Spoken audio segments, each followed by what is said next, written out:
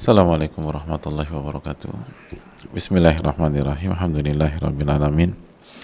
Wabihi nasta'in ala umuri dunia wa din. Wassalatu wassalamu ala ashrafi anbiya wal mursalin.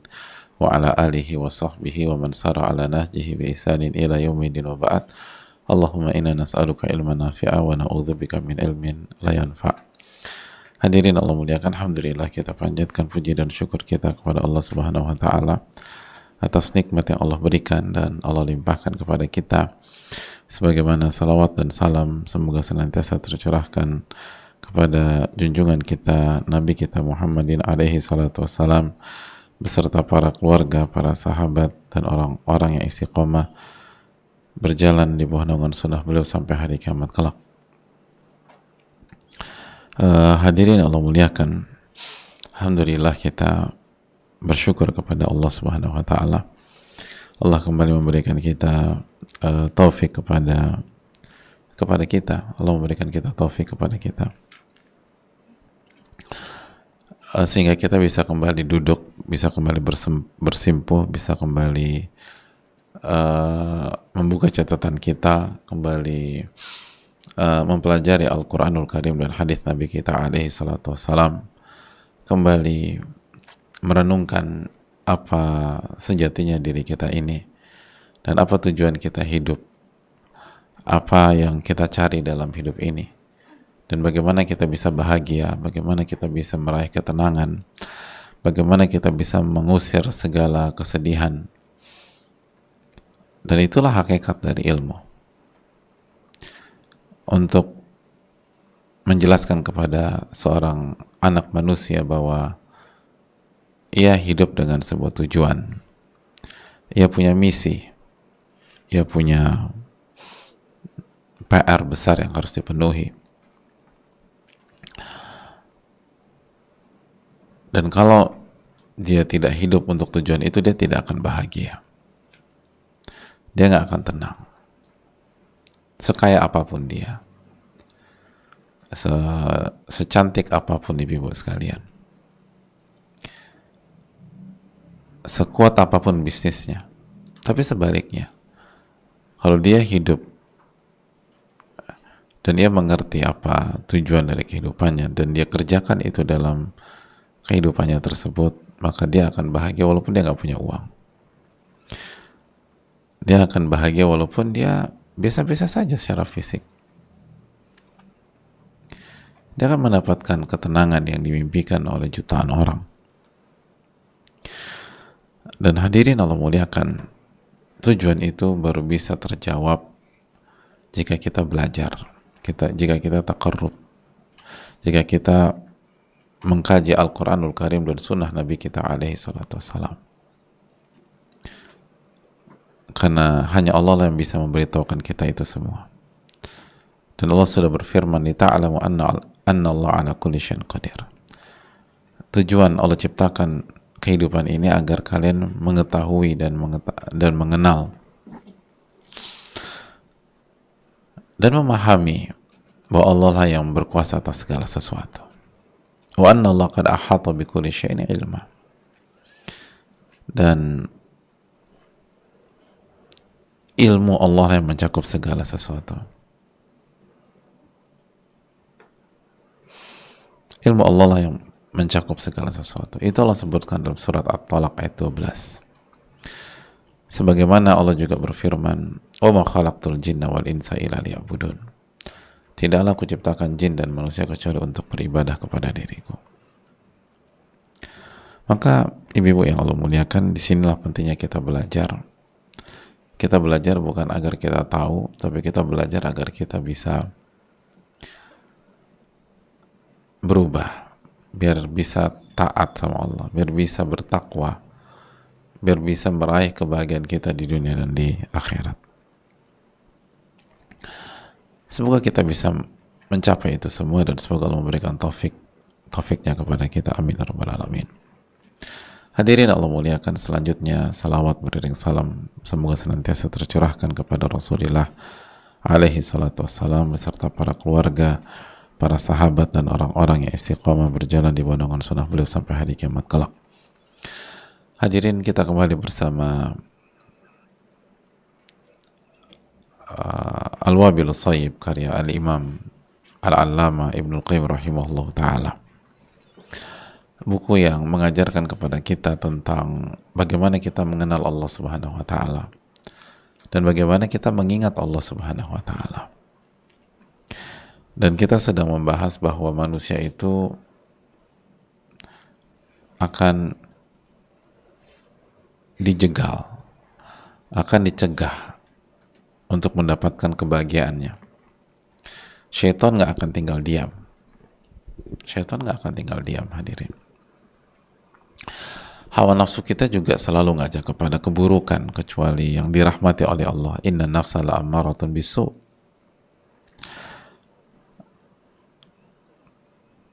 Maka ulama kita mengatakan kalau Anda letih, Anda capek dalam memperjuangkan kebahagiaan Anda letih dan Anda capek pada saat Anda bertahan untuk terus beribadah kepada Allah Subhanahu wa ta'ala, maka ingatlah bahwa waktu ini nggak lama. Hidup itu hanya sebentar. Dan di antara yang harus kita ingat adalah sebuah hadis yang dibawakan oleh Al-Allamah Ibnul Qayyim rahimahullahu ta'ala. Ketika itu Rasulullah SAW ketika itu Nabi SAW berkhutbah di hadapan para sahabatnya. Khataban Nabi SAW ashabahu yawman. Beliau berkhutbah di hadapan para sahabatnya. Falamma kanatis syamsu ala ru'usil jibal. Dan ketika matahari berada tepat di atas gunung. Wa dzalika indal ghurub, dan pada saat itu matahari akan terbenam. Ketika itu matahari akan terbenam.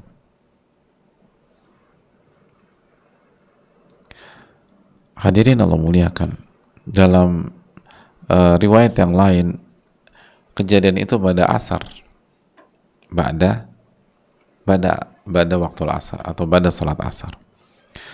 Waqad kadati syamsu tagib, dan pada saat itu matahari akan terbenam.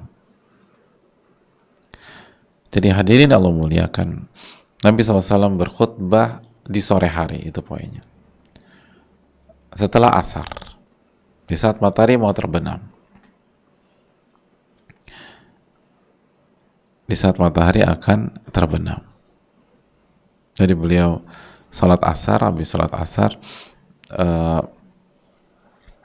beliau berkhutbah, dan pada saat itu matahari akan terbenam. Lalu apa yang beliau sampaikan kepada kita atau kepada para sahabat beliau sallallahu alaihi wasallam? Beliau katakan, innahu lam yabqa minad dunya fima madha minha illa kama baqiya min yaumikum hadha fima madha min. Beliau menyampaikan bahwa sesungguhnya tidak tersisa dari dunia, dari apa yang telah berlalu darinya, kecuali apa yang tersisa dari hari ini, dari apa yang telah berlalu darinya. Bisa dipahami hadirin? Dalam riwayat, walladzi nafsi biyadi, demi Allah yang jiwaku ada dalam genggaman tangannya, ma baqiya min dunyakum, tidak ada yang tersisa dari dunia kalian, illa kama baqiya min yaumikum hadza fima madha min, tidak yang tersisa dari dunia kalian kecuali sebagaimana sisa waktu yang kalian punya pada saat ini, pada hari ini, sebelum terbenam.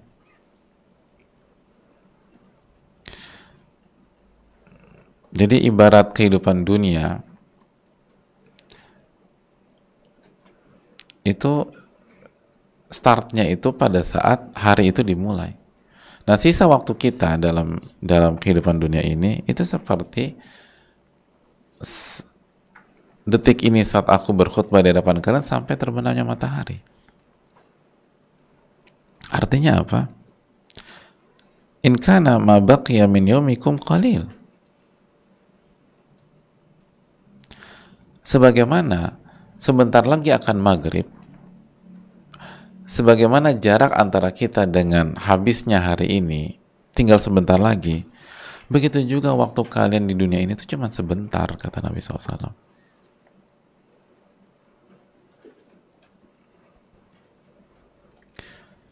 cuma sebentar, nggak lama. Seperti waktu asar menjelang maghrib. Sebagaimana cuma sebentar, hidup kalian di dunia pun juga sesebentar itu, kata Rasulullah SAW.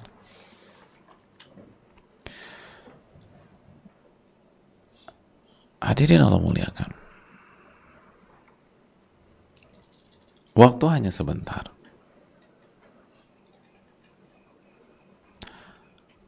Ini pesan besar dari Nabi kita alaihi salatu wassalam, dan sangat dalam, dan lihat bagaimana Nabi SAW menggunakan contoh yang sangat simpel dan semua orang bisa mengerti.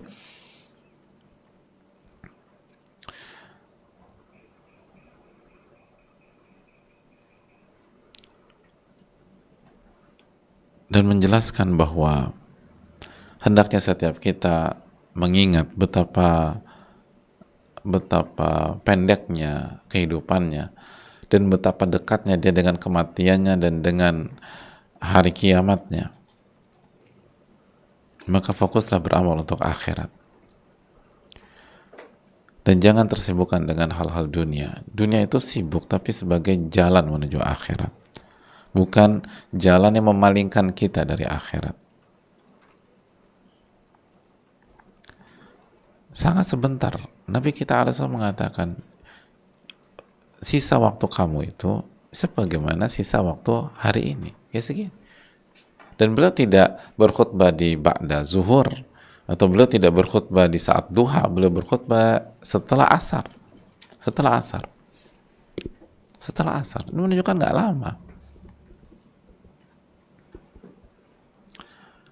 Jadi coba kita tanya diri kita, kalau kita punya waktu hanya beberapa saat saja, apakah kita akan buang-buang waktu itu? Ingat pada asar. Jika kita punya waktu dari pada asar sampai maghrib, habis itu selesai semua, apakah kita akan habiskan dengan santai-santai, tidur-tidur, ketawa-ketawa, ngobrol-ngobrol? Atau kita akan lakukan apa yang bisa kita lakukan? Dan kita nggak peduli apa kata orang, gitu. Mau orang komentarin perubahan kita, kayak mau orang itu, nggak. Saya cuma punya waktu sampai sekian aja. Saya nggak punya waktu banyak. Kita akan lakukan apa yang bisa kita lakukan, yang terbaik yang bisa kita lakukan, dan kita akan berusaha mengejar apa yang masih mungkin bisa kita lakukan. Bahkan kita akan pertaruhkan semuanya. Kenapa? Cuma sebentar. Habis itu selesai. Apalagi kalau kita rasa bahwa kita sedang ketinggalan, kita banyak yang kurang.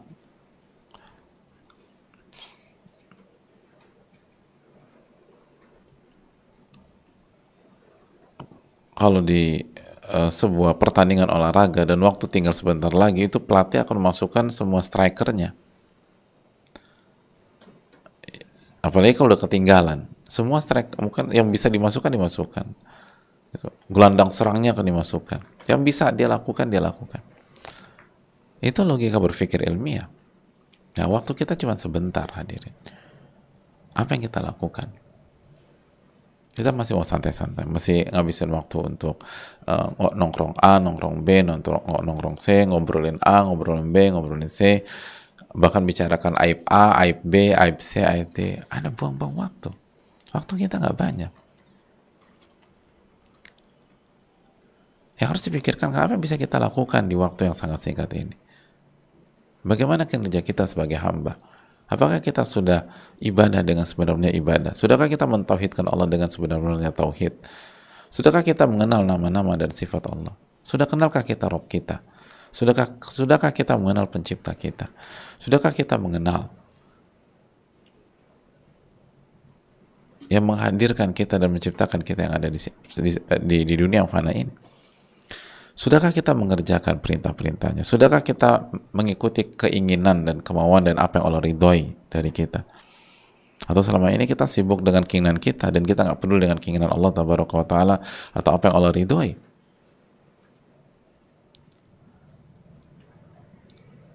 Yang penting kita ridho, kita nggak peduli apa yang Allah ridhoi.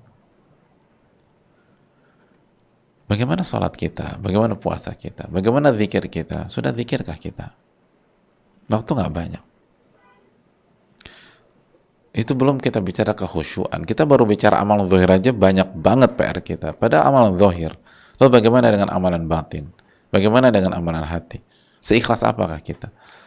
Sekuat apa kita menerima perintah dan larangan Allah Subhanahu wa taala? Seridho apa kita menerima takdir Allah Tabaraka wa taala? Setawadu apakah kita? Apa kita nggak benar-benar sudah bersih dari kesombongan, dari keangkuhan, dari kearogansian?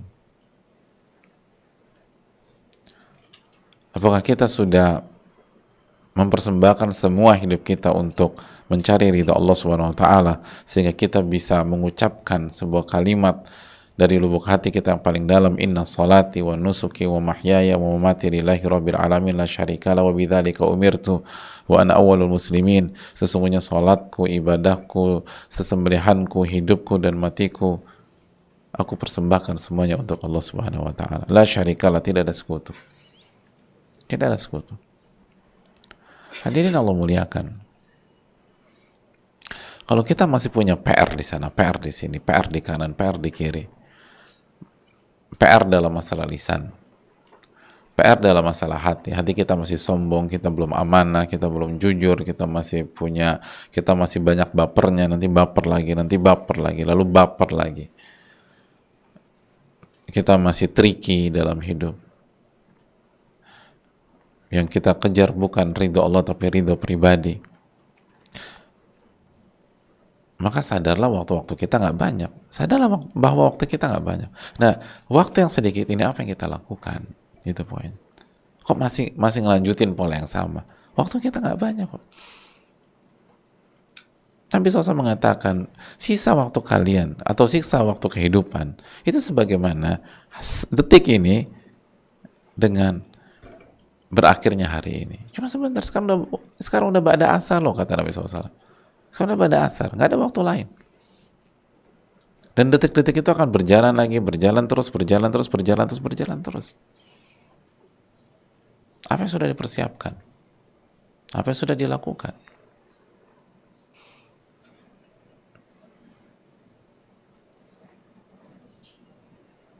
Sudahkah kita mengerjakan tugas A, tugas B, tugas C, tugas D? Sudahkah kita menunaikan hak suami kita? Sudahkah kita menunaikan hak anak-anak? Waktu nggak banyak. Apa yang harus dilakukan? Kalau kita masih santai, masih berleha-leha, masih ketawa-ketawa, masih hobi ngabisin waktu di hadapan gadget kita, di luar kebutuhan kita, kalau butuh silahkan. Tapi Anda cuma butuh 5 menit, lalu Anda habiskan waktu selama 50 menit. Waktu Anda sebentar. Waktu Anda sebentar.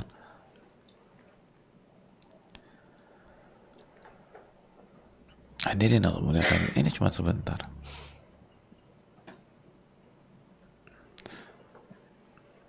Hadirin, dari pada asar sampai maghrib itu mengingatkan kita bagi yang sudah haji, bagaimana wukuf di Arafah. Wukuf di Arafah sampai maghrib untuk berdoa. Walaupun keabsahan wukufnya sampai sebelum subuh di tanggal 10 sebagaimana dijelaskan para ulama. Tapi waktu berdoa sampai maghrib. Lalu kita masuk di waktu sudah jam 4:30 atau jam 5 kurang 15 atau jam 5. Sekarang kita tahu permintaan kita masih banyak, kebutuhan kita masih banyak, PR-PR kita masih banyak. Yang kita cita-citakan masih A, masih B, masih C. Gitu loh. Kita belum maksimal doakan anak kita yang pertama, kita belum maksimalkan doa anak kita yang kedua, kita belum maksimal mendoakan anak kita yang ketiga. Lalu di waktu yang sama kita teringat kedua orang tua kita, dan sebagian kita kedua orang tuanya udah meninggal, terus gimana mereka dalam kubur, kita pengen doa juga dengan ke mereka. Lalu belum ini hadir sosok suami kita di hadapan kita, gimana dengan sosok pemimpin kita ini yang selama ini menafkahi kita, yang sayang sama kita, yang pasang badan untuk kita juga ingin habis-habisan mendoakan dia. Dan semua itu hadir di waktu yang sama, dan kita cuma punya waktu sebentar, hanya maghrib, dan semuanya berakhir. Maka di waktu yang maka pada saat itu hilanglah rasa ngantuk, hilanglah rasa letih, hilanglah rasa capek, hilanglah rasa jenuh. Kenapa? Karena kita tahu waktu kita nggak banyak, kita semangat lagi, kita doa lagi, kita takarub lagi kepada Allah Subhanahu Wa Taala. Nah, harusnya mentalitas itu yang kita miliki saat ini. Ketika kita mendengar Nabi kita SAW bersabda bahwa sisa waktu Anda tuh cuma seperti ini loh. Kok masih bisa santai sih? Kok masih bisa buang-buang waktu? Kok masih bisa ngomongin orang? Kok masih bisa memfitnah orang? Kok masih bisa pakai mata perubahan? Kecuali kalau kita butuh istirahat atau bed rest, itu perkara lain.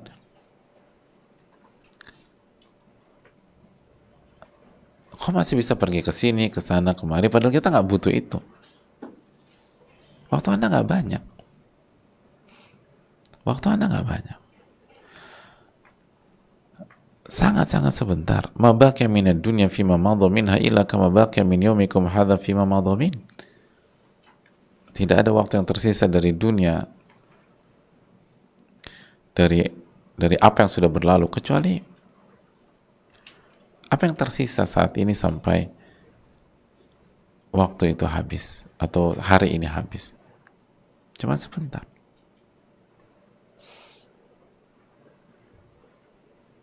Sangat-sangat sebentar.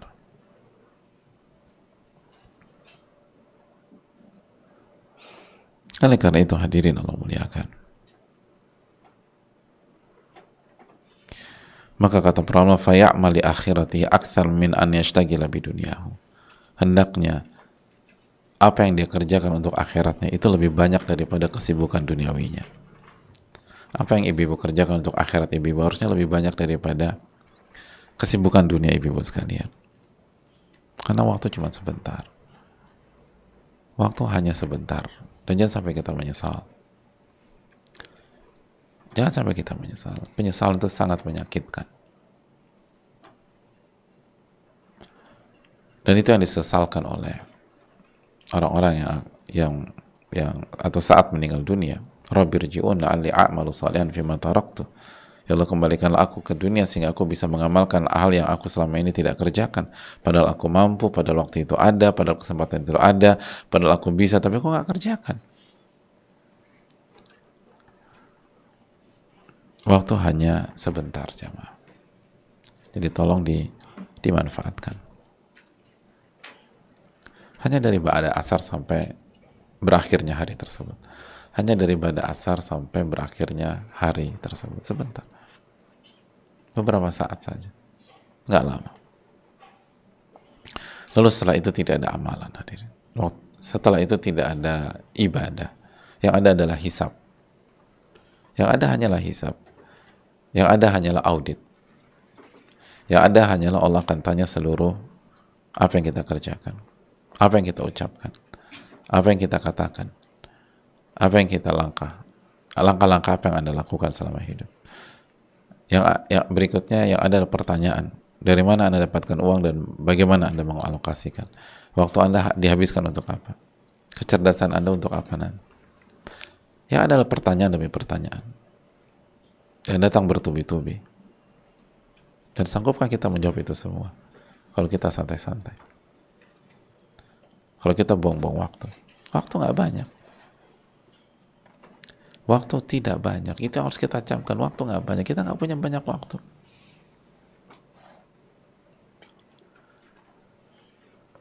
Bahkan itu tadi, seharusnya seorang muslim tuh jangankan waktu untuk ngobrol ya, waktu untuk capek aja nggak ada sebenarnya. Seharusnya kita berpikir demikian. Dan itu makanya saya bilang tadi, ini mengingatkan kita seperti di wukuf di Arafah. Lagi capek, letih, begitu ya Allah sebentar lagi maghrib, itu capek itu hilang, letih itu hilang, gak ada waktu untuk letih. Anda akan kehilangan momentum.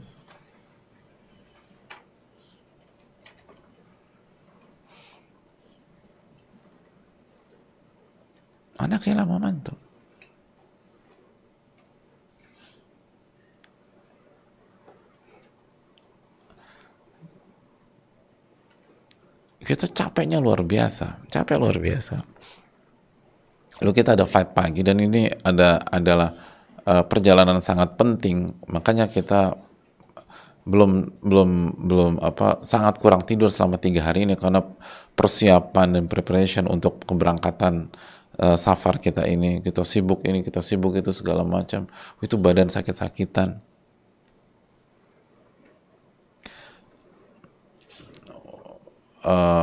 First flight misalnya flight jam 5 atau jam 4, lalu kita harus berangkat ke airport jam 2 atau jam 1, lalu kita baru bisa selesai jam setengah 12, jam 1 kita harus berangkat ke airport, atau jam 2 kita harus berangkat ke airport, kita baru selesai jam setengah 12 atau jam 12. Oke, ada window 1 jam atau 45 menit untuk tidur, lalu kita putuskan untuk tidur. Bayangkan itu pas bangun tuh beratnya kayak apa coba, baru 2 hari 3 malam mungkin belum tidur, atau sangat-sangat sedikit lah waktu kita untuk tidur selama 3 atau 2 hari ini. Dapat kesempatan tidur cuma 45 menit. Pas kita dibangunkan dan sangat berat, kita akan kata pada diri kita, saya nggak punya waktu untuk capek, saya nggak punya waktu untuk tidur, saya nggak punya waktu untuk letih, saya harus bangun, saya harus mandi, dan saya harus berangkat ke airport. Kapan nanti saya tidur? Nanti di pesawat, itu bahasa. Nanti saya tidur kan di pesawat, biidznillah. Sekarang saya nggak punya waktu untuk istirahat, saya nggak punya waktu untuk istirahat, saya nggak punya waktu untuk capek, bahkan saya nggak punya waktu untuk letih. Dan kita akan bangkit, kita akan mandi lagi, padahal terakhir kita masuk kamar mandi yang sama itu 40 menit yang lalu, pas kita buang air kecil sebelum kita tidur, atau 1 jam yang lalu pas kita buang air kecil sebelum kita tidur, atau kita gosok gigi sebelum kita tidur. Sekarang masuk lagi kamar mandi yang sama, lalu kita mandi pakai air dingin biar segar, lalu kita siap-siap dan berangkat ke airport. Nggak capek tuh mas, saya nggak punya waktu untuk capek, itu bahasa kita sering. Saya nggak punya waktu untuk capek, kalau nggak saya ketinggalan pesawat. Terus kapan tidur? Nanti di pesawat saya tidur, insya Allah. Ada begitu sampai pesawat, udah duduk manis, tidur. Bismillah kalau mau amutuahnya. Kita bangun pas waktu subuh, tidur lagi, beristirahat sampai landing. Bisa. Ada waktu kita cuma sebentar, kok kita sia-siakan. Kok masih sempat ngomongin orang? Kira-kira pada saat kita ngejar pesawat gitu, ada gosip terhot gitu ya, terpanas, kira-kira kita sempat dengar nggak? Saya nggak punya waktu untuk denger itu. Lalu teman kita bilang, lu udah berubah ya, nggak mau dengerin isu lagi? Nggak, gue nggak punya waktu gitu. Gue nggak punya waktu. Gue harus kejar flight.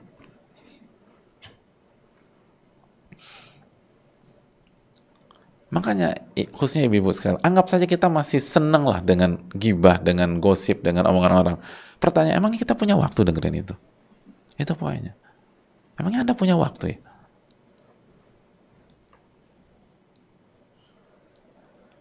Itu dulu nih, kita nggak usah bicara senang atau nggak senang. Ngomongin orang tuh cocok dengan hawa nafsu kita. Makanya kalau ditanya dari apa sejujur-jujurnya, mungkin kita senang. Tapi pertanyaan, emang punya waktu ngomongin orang?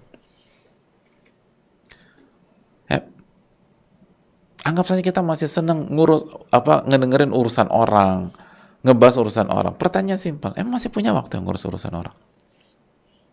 Masih punya waktu? Mana waktunya? Nggak ada waktu. Jadi nggak usah bicara like or dislike. Emang Anda punya waktu ngurusin ini semua? Sedangkan Anda belum A, belum B, belum C, belum D, belum E. Ada banyak kita nggak bisa baca Quran sama sekali, nggak bisa baca Quran. Anda punya waktu ngurusin itu? Yang ada sebagian mengklaim bisa baca, ketika disuruh baca lahan jali, salahnya fatal, merubah makna. Jadi Anda nggak punya waktu untuk, tapi masih bisa ngurusin orang dalam tanda kutip ya, secara konotasi negatif, ngebahas urusan orang, ngegibain orang. Emang Anda punya waktu ya ngurus itu? Sedangkan baca Quran aja Anda nggak bisa. Terus gimana di hadapan Allah Subhanahu Wa Taala?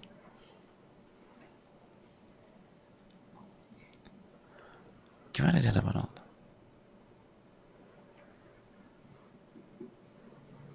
Maka itu yang perlu kita camkan.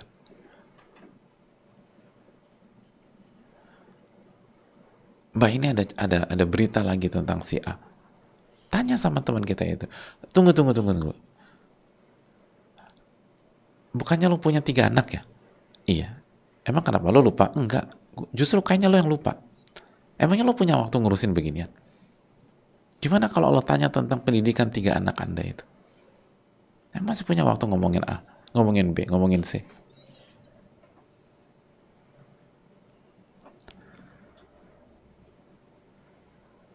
Mana waktunya mana? Jadi sebelum kita emang kita punya waktu ya? Bicara itu dulu lah. Kita ini nggak punya waktu, hadirin.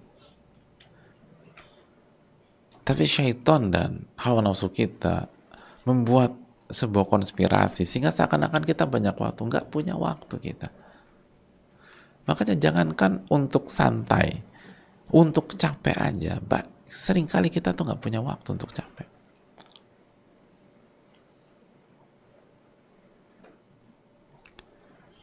Kok bisa Anda melakukan ini, melakukan itu? Makanya itu para ulama ketika ditanya, ketika diajak gabung untuk nongkrong, untuk ngomong ngalor ngidul, kata mereka apa? Saya minta tolong berhentikan matahari yang sedang bergerak di atas. Maksudnya berhentikan waktu. Kalau Anda bisa berhentikan matahari, kita akan bicara. Kalau enggak, saya nggak punya waktu.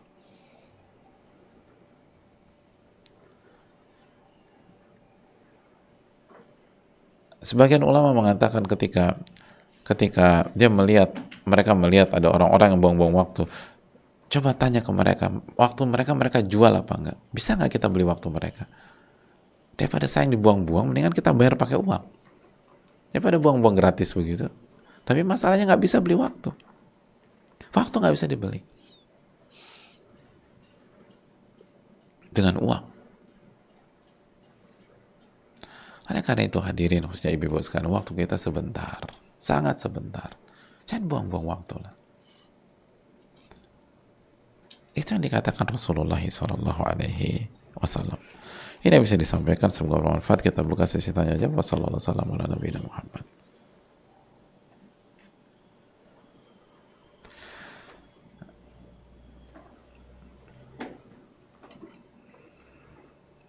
Assalamualaikum warahmatullahi wabarakatuh. Waalaikumsalam warahmatullahi wabarakatuh. Barakallahu fikum wa jazakallahu khairan. Untuk Ibnu Qayyim rahimahullah, Ustadz beserta tim izin bertanya Ustadz, amin wa iyyakum.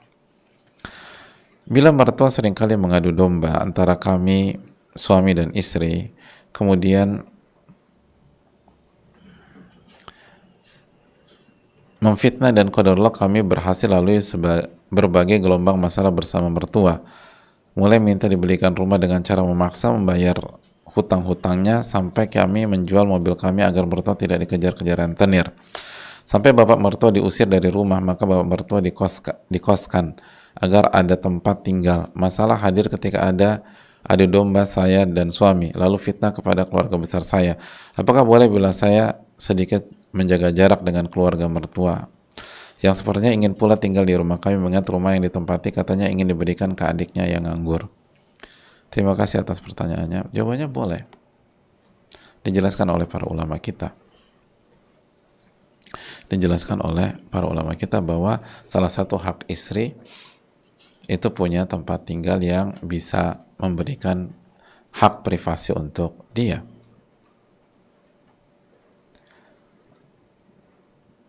Bahkan kalaupun orang tuanya nggak bermasalah, tetap boleh. Apalagi orang tuanya bermasalah. Makanya Allah SWT berfirman dalam surat At-Talaq ayat 6, askinuhunna min haitsu sakantum min wujudikum. Berikanlah istri kalian tempat tinggal di mana kalian tinggal sesuai dengan kemampuan kalian. Itu poin. Dan itu hak istri. Kecuali kalau istri ridho tinggal bareng mertua atau tinggal bareng ini. Kalau istri nggak ridho, dia punya hak untuk punya privasinya sendiri. Jadi itu diperbolehkan oleh sebagaimana keterangan para ulama kita, dan dalilnya jelas surat At-Talaq ayat 6 tadi kita bacakan. Itu poin pertama. Poin yang kedua, banyak-banyak minta pertolongan kepada Allah. Jadi ketika kita diuji dengan mertua seperti ini, kita harus lebih banyak lagi minta pertolongan kepada Allah. Terus yang berikutnya, kita dengan suami harus solid, harus saling percaya, dan perlu briefing gitu loh, briefing rutin.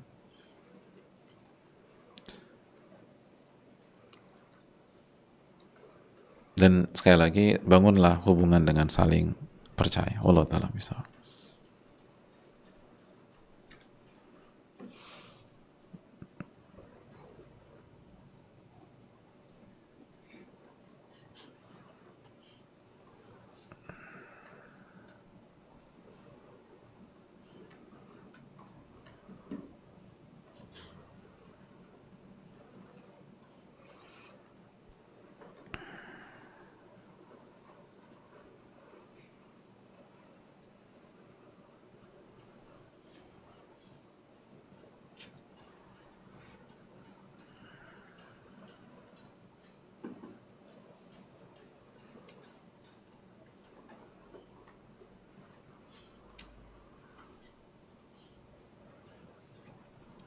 Assalamualaikum warahmatullahi wabarakatuh. Perkenalkan, saya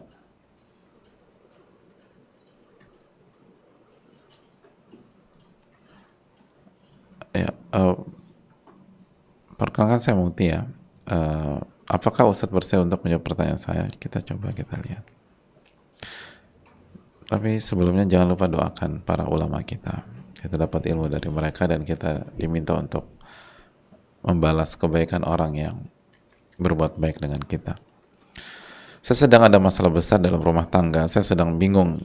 Cerita singkat, suami dalam keadaan kena pelet pelakor, dalam tanda kutip. Dan suami pernah mengucapkan kata cerai kepada saya. Alhamdulillah suami masih kasih nafkah secara materi. Saat ini suami juga pernah main judi online dan mabuk. Saya bingung apakah saya harus tetap bertahan atau proses cerai saja, karena sampai saat ini suami belum sadar juga kejadian sudah berjalan 1 tahun. Merasa dia tidak selingkuh, dan pada saat ini saya sudah pisah rumah selama 6 bulan. Karena suami pernah bilang kalau sudah tidak nyaman ya sudah tinggal saja di rumah orang tua saya. Dan saat ini suami sudah tidak bekerja lagi karena kena PHK, uang pesangon pun habis begitu saja, tapi masih belum sadar kalau itu teguran dari Allah. Saya mempertahankan rumah tangga karena ada anak-anak yang masih kecil, dan saya tahu suami saya tidak begitu aslinya, tidak pernah kasar. Saat ini pun masih baik terhadap saya, cuman kalau ketemu kenapa selalu ada rasa benci ke saya, jadi suka marah-marah. Gak tahu sampai kapan seperti ini, apakah saya harus bertahan atau memang harus berpisah, karena suami juga sudah mengucapkan kata cerai. Mohon pencerahannya Ustaz. Terima kasih atas pertanyaan.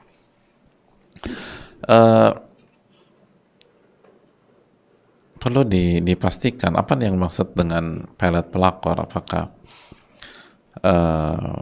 Apakah ini sebuah bahasa kiasan karena suami kita tergila-gila dengan wanita lain, walaupun wanita itu nggak menggunakan praktek apapun gitu loh, atau memang ada upaya kesyirikan di sana, ada upaya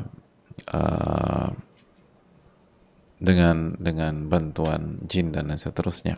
Itu yang harus dipastikan. Terus yang kedua, sadar apa tidak suami ketika mengucapkan kata cerai tersebut.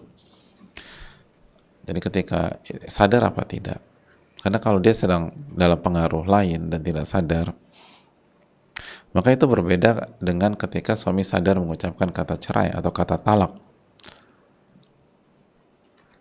Dan kalau suami sadar ketika mengucapkan kata talak atau kata cerai, maka jatuh talak, dan istri berada di masa iddah 3 quru, 3 haid atau 3 kali bersih sebagaimana khilaf para ulama. Dan kalau sudah berlalu 3 haid atau 3 kali bersih, maka dan suami belum merujuk dan beliau sampaikan kata cerai atau kata talak itu dengan sadar, maka pernikahan sudah berakhir. Talak bain sugro dalam ilmu fikih, talak bain sugro. Maka sudah tidak ada hubungan sama sekali. Kalau mau bersatu lagi ya tinggal nikah dengan akad yang baru. Jadi ini masih belum terurai, maka saran saya bicara diskusi langsung dengan guru atau ahli ilmu yang menguasai masalah ini. Lalu khususnya ajak suami konsultasi, atau suami atau mantan suami kita konsultasi, atau kalau nggak mau sama kita, beliau sendirilah bertemu dengan seorang guru atau ustadz atau ahli ilmu untuk dicek apakah ada pengaruh atau tidak. Karena maksud nggak sadar nih apa gitu loh. Kayak misalnya penanya menggunakan bahasa tapi masih belum sadar kalau itu teguran dari Allah. Nah itu kan juga penting. Jadi kita menggunakan kata sadar itu apakah karena pengaruh sihir atau karena nggak sadar bahwa ini adalah teguran dari Allah. Kan dua konotasi itu berbeda. Jadi itu yang harus dipastikan. Dan jadi statusnya tuh gimana sih, gitu, itu yang harus dipastikan. Yang di sisi lain, banyak-banyak istighfar kepada Allah Subhanahu wa taala, banyak-banyak tobat-tobatan nasuha kepada Allah. Dan coba evaluasi kita, evaluasi ibadah kita, evaluasi hubungan kita dengan Allah selama ini. Lalu evaluasi kinerja kita sebagai istri, performa kita sebagai istri bagaimana. Itu yang perlu kita camkan. Allah Ta'ala alam bisa mungkin itu.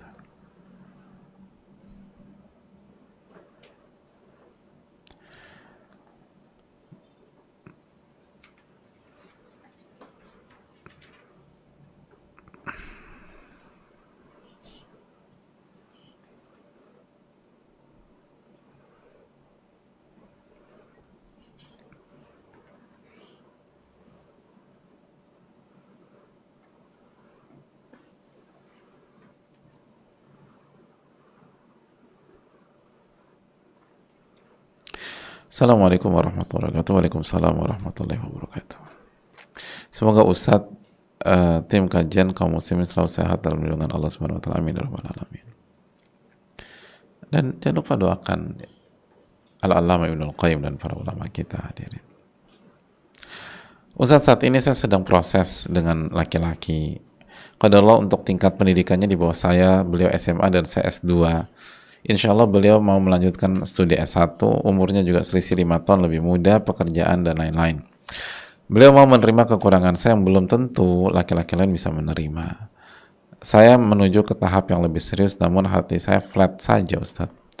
Mungkin ini juga doa saya yang diijabah oleh Allah Subhanahu wa taala untuk tidak mencintai sebelum akad nikah. Mohon nasihatnya untuk saya, Ustaz, agar hati saya mantap atau hilang keraguan dan perbedaan yang lumayan ini tidak menjadi kendala di kehidupan rumah tangga kami nanti, agar saya tetap patuh dan hormat kepada suami. Saya melihat insya Allah beliau orang yang baik agama dan akhlaknya. Jazakallahu khairan, barakallahu fikum. Semoga pertanyaan saya ini termasuk yang dibacakan agar selanjutnya membantu saya ringan untuk melangkah dan hilang keraguan. Hadirin Allah muliakan,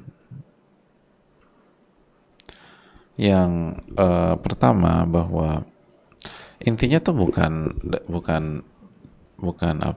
bukan lulusan ya, tapi intinya tuh kemampuan dan skill dan kualitas setiap orang.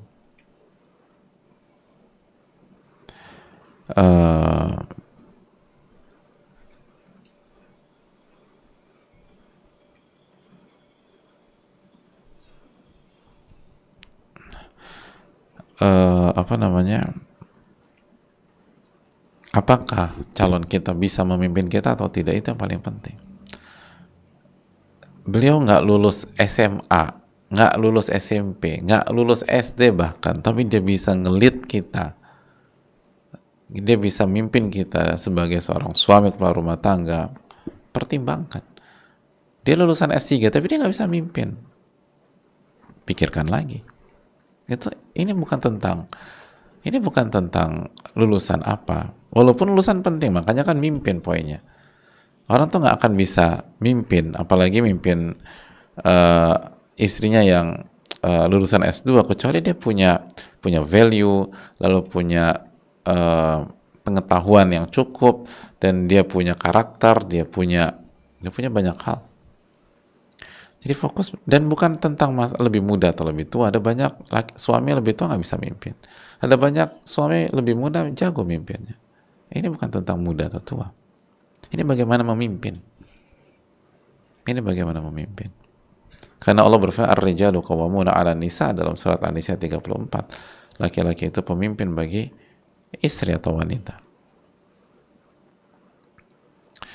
Adapun namun hati saya flat saja, hati yang datar-datar saja belum tentu positif, karena Nabi kita SAW bersabda dalam hadis tentang melihat calon itu, kala unzur ilaiha fa innahu ahra an yuadda an fa innahu ahra an yuaddi ma bainakuma, lihatlah bagian tubuh dari dia, karena melihat itu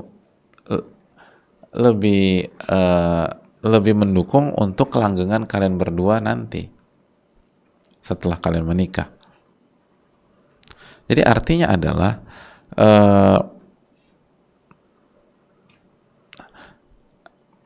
adanya syariat nazar atau melihat itu kan berarti kan mempengaruhi keinginan, nggak flat amat gitu loh. Ada rasa suka, ada rasa ingin, ada rasa itu poin. Tapi nggak sampai terfitnah gitu loh hadirin. Jadi maksudnya kalau memang kita nggak punya rasa sama sekali, padahal kita udah ngelihat atau ini, mungkin bisa dipertimbangkan. Bisa nggak kita bangun rasa itu ketika kita sudah menikah? Jangan-jangan memang bukan tipe kita dan memang kita tuh nggak cocok sama dia. Bisa jadi demikian. Artinya bedakan antara tidak jatuh cinta dulu sebelum menikah dengan sama sekali nggak punya perasaan, walaupun beberapa persen gitu, flat gitu aja. Karena punya ketertarikan, mungkin tepatnya ketertarikan ya. Itu adalah salah satu tujuan dari nazar atau melihat sebelum pada saat proses dijelaskan para ulama fikih. Allah Ta'ala misal mungkin itu. Dan banyak doa sama Allah Subhanahu Wa Ta'ala. Allah Ta'ala. Assalamualaikum warahmatullahi wabarakatuh. Waalaikumsalam warahmatullahi wabarakatuh. Semoga Ibnul Qayyim serta ulama yang lain selalu dalam rahmat Allah Subhanahu Wa Ta'ala. Amin. Dan semoga ustadz, keluarga, tim, beserta semua umat muslim selalu dalam rahmat dan lindungan Allah. Amin. Alamin. Ustaz, alhamdulillah saya memiliki orang tua yang baik dengan karakter yang berbeda. Bapak saya orangnya sabar, sedangkan ibu saya punya watak keras. Sedangkan ibu saya punya watak keras. Bicaranya suka bentak-bentak termasuk ke bapak saya. Saya kadang mencoba mengingatkan agar bicaranya tidak bentak-bentak terutama ke bapak. Kebetulan pola di keluarga besar saya, para istri-istrinya yang lebih dominan. Seolah-olah kalau nurut sama suami, kita yang akan tertindas. Dalam mendidik anak juga jauh dari kelembutan. Mohon bimbingannya Ustadz agar kelak ketika saya punya suami bisa taat, bisa memutuskan mata rantai pola yang keliru dan bisa menjadi contoh yang baik di generasi selanjutnya. Jazakallahu khairan. Semoga Allah memudahkan Ustadz menjawab pertanyaan saya. Amin. Itu stigma yang keliru. Kita lihat bagaimana istri-istri Rasulullah SAW. Mereka adalah wanita yang paling taat, paling nurut dengan suami. Dan apakah mereka tertindas? Tidak. Mereka bahagia. Mereka wanita yang paling bahagia. Padahal mereka menjalani proses bukan monogami. Dan mereka sangat nurut. Dan mereka bahagia. Nurut itu kebahagiaan. Itu kaidah.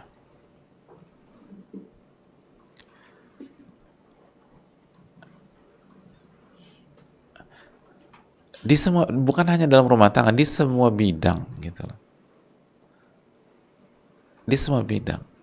Nurut kepada pemimpin adalah kunci ketenangan dan kebahagiaan di semua bidang. Nah, ketika di rumah tangga yang jadi pemimpin adalah suami, karena Allah berfirman ar-rijalu qawwamuna 'alan nisa, ya udah nurut. Jadi kita nggak usah ribet-ribetkan dengan di semua bidang gitu. Coba tanya, kalau misalnya keluarga kita atau yang wanita-wanita punya bisnis nggak? Punya perusahaan apa nggak? Oke, punya. Oke, kira-kira gimana kalau bawaan mbak nggak nurut gitu loh? Nyaman nggak? Ya nggak nyaman lah, itu kan harus nurut sama pemimpin. Ya udah, Allah berfirman, ar-rijalu qawwamuna 'ala nisa. Laki-laki pemimpin dalam rumah tangga.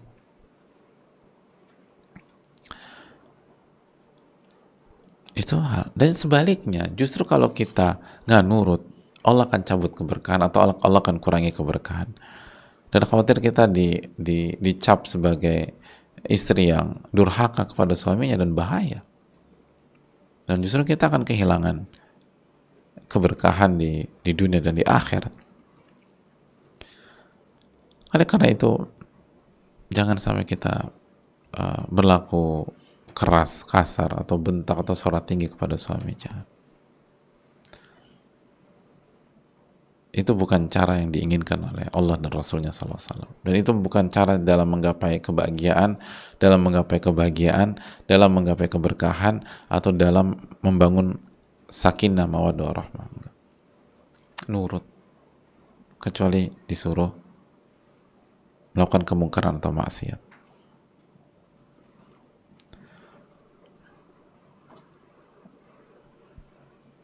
Itu hal yang perlu kita camkan. Dan perlu diputus mata rantai ini. Dan kita pribadi harus hati-hati karena kita punya DNA itu loh.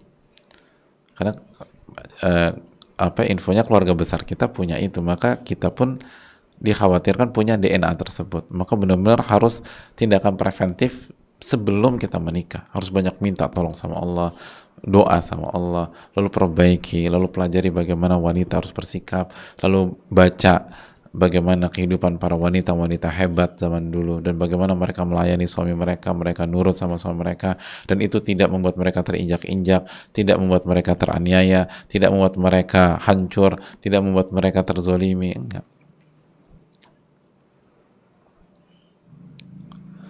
Makanya cari suami pun juga harus tepat.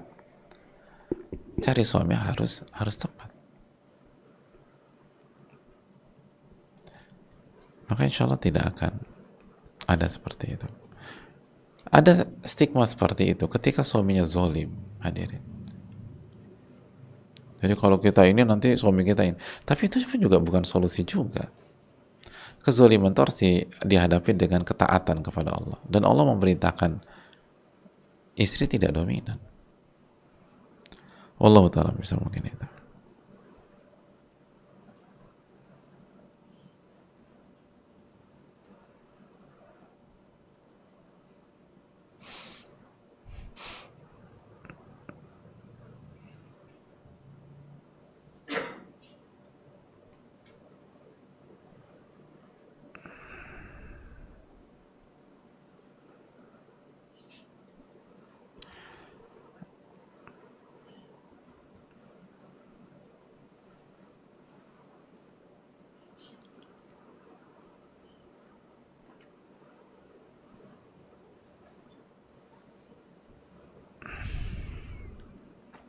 Assalamualaikum warahmatullahi wabarakatuh. Waalaikumsalam warahmatullahi wabarakatuh. Semoga Allah senantiasa merahmati Imam Ibnul Qayyim, para ulama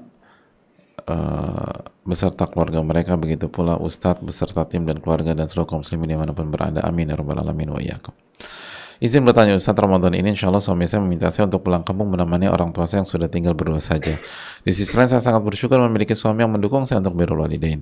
Namun saya pribadi mengkhawatirkan diri saya. Ibu saya adalah tipe yang keras dan suka kasar dalam berkata-kata dan kadang memarahi saya di depan orang-orang jika ada sesuatu yang salah di mata beliau.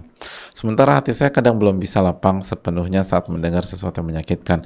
Mohon nasihat Ustadz agar saya bisa berhati lapang saat berhadapan dengan ortu, dan bagaimana mengubah karakter yang tidak lemah lembut menjadi lemah lembut, karena suami pernah bilang kita gaya bicaranya memang begini, sukunya bukan tipikal lemah lembut. Jazakallahu khairan wa barakallahu fikum. Ya, terima kasih atas pertanyaannya. Kalau suami udah meminta, maka hukum asalnya istri nurut selama bukan maksiat.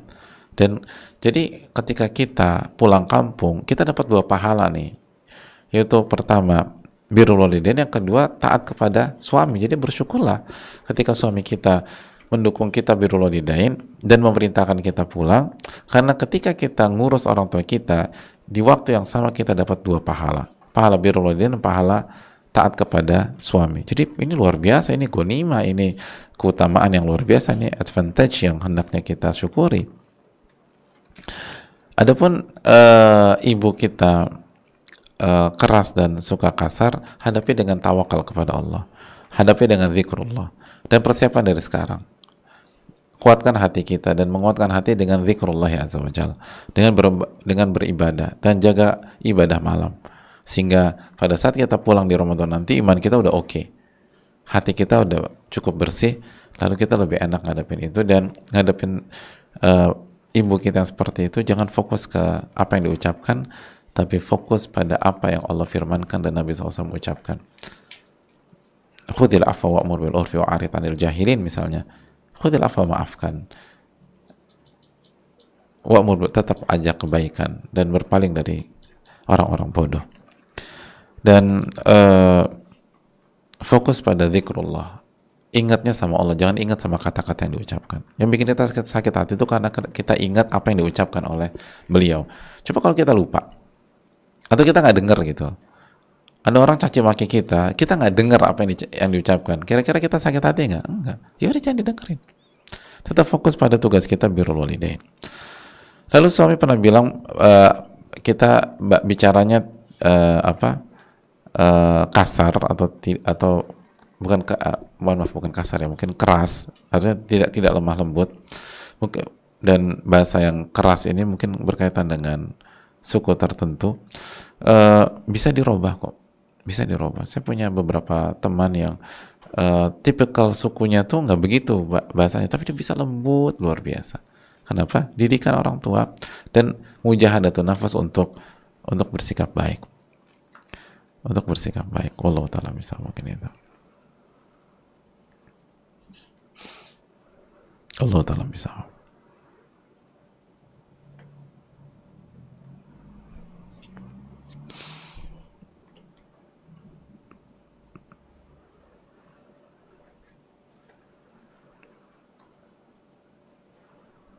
Saya rasa cukup sampai di sini, waktu sudah jam segini. Jazakallahu khair, semoga Allah memberikan taufik kepada kita untuk bisa memanfaatkan waktu kita nggak lama.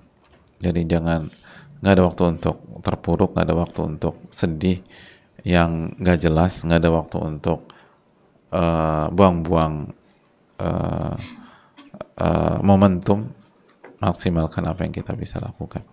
Kita tutup subhanallah wa bihamdihi la ilaha illa anta astaghfiruka wa atubu ilaik. Assalamualaikum warahmatullahi wabarakatuh. Syukran.